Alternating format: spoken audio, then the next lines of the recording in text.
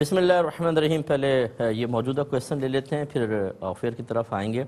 भाई ने फरमाया कि कोई एक हदीस इन्होंने पढ़ी है कि कोई फ़जर की नमाज़ के बाद 2 रकत नमाज़ पढ़ने लगा, तो नबी करीम ने फरमाया आप कौन सी नमाज़ पढ़ रहे हैं? उसने कहा कि मेरी सुन्नत रह गई थी, उनको अदा कर रहा हूँ। तो सरकार खामोश हो गए। तो सही मौक़िफ़ क्या है? देखिए, मैंने दरस बुखारी जो मेरा बुध और जुमेरात को रात को 8 बजे 10 बजे की 9 बजे होता है, सॉरी 9 बजे से 9:30 तक तकरीबन होता है। ये ज़रूर देखा करें, इसमें बहुत सी चीज़ों की आपको वजाहत होगी। एक चीज़ इसमें ये मैं बार बार बयान करता हूँ कि किसी एक हदीस को पढ़कर आप अज़ खुद पढ़ लिया, उससे नतीजा निकाल लिया और उस पर उलमा की आरा को या जो उलमा किसी काम की इजाज़त देते हैं उसको परखने की कोशिश ना करें।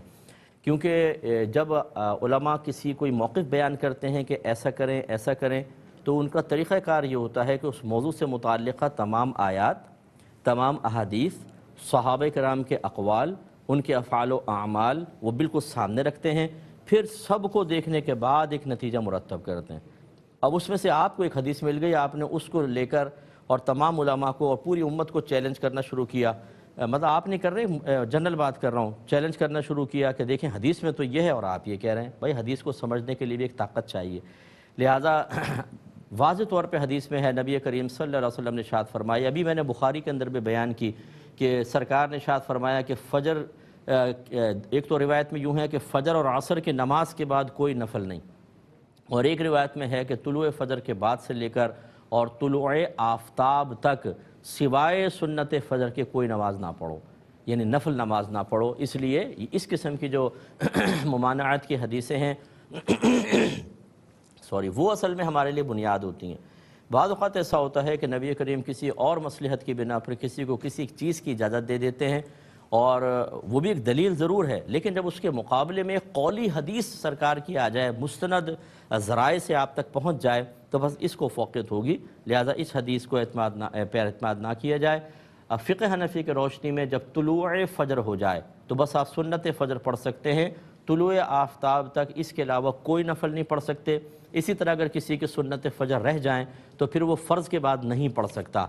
हाँ, जब आफ्ताब तुलू कर जाए, सूरज तुलू हो जाए, उसके बाद अगर चाहें तो सुन्नत की क़ज़ा आप कर सकते हैं, फ़र्ज़ के बाद नहीं पढ़ सकते। लेकिन उन्होंने पूछा कि 2-2 रकत करके तहज्जुद पढ़ें या ज़्यादा करके पढ़ें। देखें, नबी करीम सल्लल्लाहु अलैहि वसल्लम का तरीक़ा यही था कि कम से कम आपसे 2 रकत मनक़ूल हैं और ज़्यादा से ज़्यादा 12। आप 12 से ज़्यादा भी पढ़ सकते हैं लेकिन तरीक़ाकार यही रहा कि 2-2 रकत करके आपने पढ़ी हैं। लिहाजा इसी तरीक़े को जो सुन्नत के मुताबिक फ़ॉलो करना ज़्यादा बाइस से बरकत होगा। एक ये कहते हैं कि अगर कोई गैर मुस्लिम, उसका रवैया अच्छा है, वो हमारे साथ बेहतर है, उसके लिए दुआ करना कैसा कि अल्लाह ताला इसको दीन की हिदायत दे, कोरोना वायरस से इसकी हिफाजत फरमा, क्या हुक्म शरा होगा? जी हाँ, ये बिल्कुल जायज़ है, इसमें कोई हर्ज नहीं है। आप काफिर को दुआ दे सकते हैं, लेकिन यही जैसे अब आपने बहुत अच्छे अंदाज से पहले दीन को फ़ौक़ियत, अल्लाह ताला इसको हिदायत अता फ़रमा और इसकी हिफाजत भी फ़रमा, इसलिए कि वो इस्लाम के लिए अच्छा है, वो मुसलमानों के लिए अच्छा है।